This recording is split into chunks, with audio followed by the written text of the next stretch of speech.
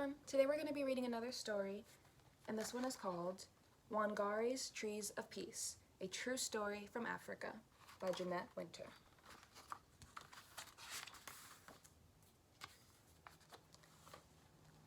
This is a little quote from Wangari, the person that this book is about. "The earth was naked. For me, the mission was to try to cover it with green."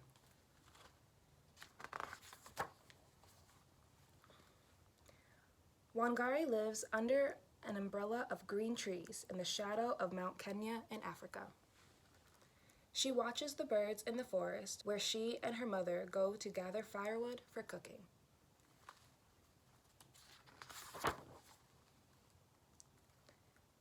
And she helps harvest the sweet potatoes, sugarcane, and maize from the rich soil.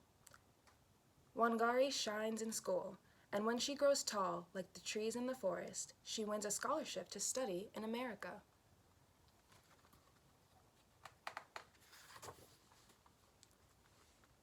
Six years later, her studies over, Wangari returns to her Kenya home and sees a change. What has happened, she wonders. Where are the trees? Wangari sees women bent from hauling firewood miles and miles from home. She sees barren land where no crops grow.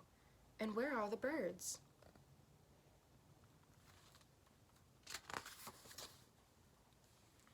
Thousands of trees have been cut down to make room for buildings, but no one planted new trees to take their place.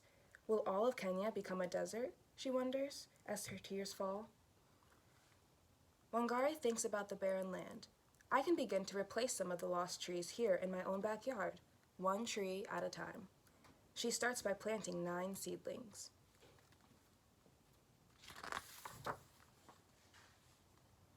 Watching the seedlings take root gives Wangari the idea to plant more, to start a farm for baby trees, a nursery.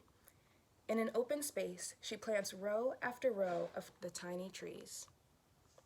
Next, Wangari convinces the village women that planting trees is a good thing. She gives each one a seedling. Our lives will be better when we have trees again. You'll see. We are planting the seeds of hope.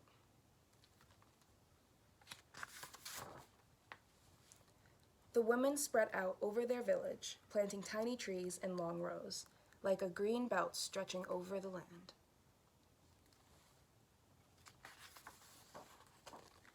The government men laugh. Women can't do this, they say. It takes a trained forester to plant trees.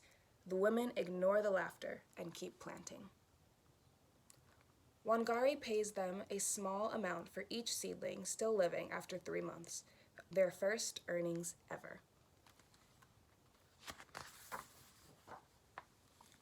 Word travels, like wind rustling through leaves, about the green returning to Wangari's village. Soon, other women in other villages and towns and cities in Kenya are planting long rows of seedlings too.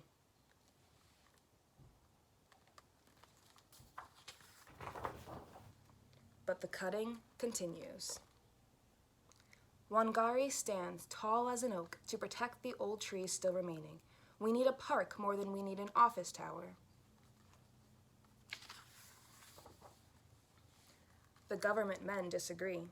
Wangari blocks their way, so they hit her with clubs. They call her a troublemaker and put her in jail. And still she stands tall. Right is right, even if you're alone.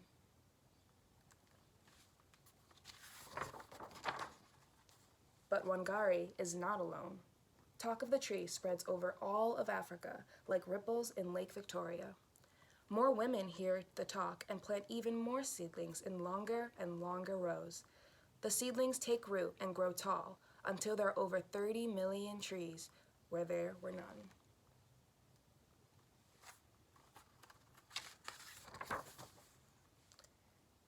The umbrella of green in Kenya returns. Women walk tall, their backs straight, for now they can gather firewood closer to home.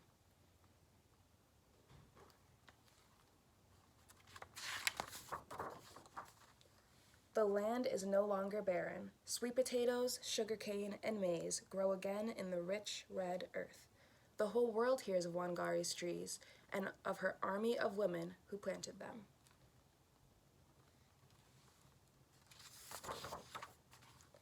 And if you were to climb to the very top of Mount Kenya today, you would see the millions of trees growing below you and the green Wangari brought back to Africa. I'm going to finish this video with one last quote from Wangari, something to take with you and to think about as you go about your day today. We are called to assist the earth to heal her wounds, and in the process, heal our own, indeed, to embrace the whole creation in all its diversity, beauty, and wonder. Hope you guys liked the book, and I'll see you again next week. Bye.